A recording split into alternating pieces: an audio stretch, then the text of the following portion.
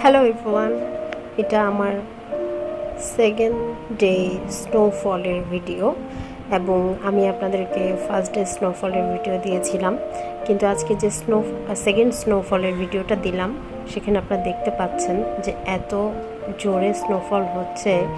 Really এটা আসলে অনেক বেশি সুন্দর এবং চারিদিকে সাদা হয়ে আছে, মানে এত ভালো লাগছিল চারিদিকে। এবং আমি খেয়াল করলাম যে সাধারণত স্নোফল যখন হয় না তখন ইউরোপে যেই ঠান্ডাটা লাগে, কিন্তু যখন স্নোফল হয় তখন তেমন একটা ঠান্ডা লাগে না এবং খুবই ভালো লাগছিল।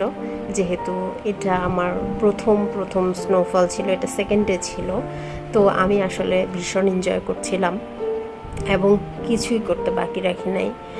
মানে স্নোফলের উপরে গড়াগড়ি করছি, নাচানাচি করছি, লাফালাফি করছি।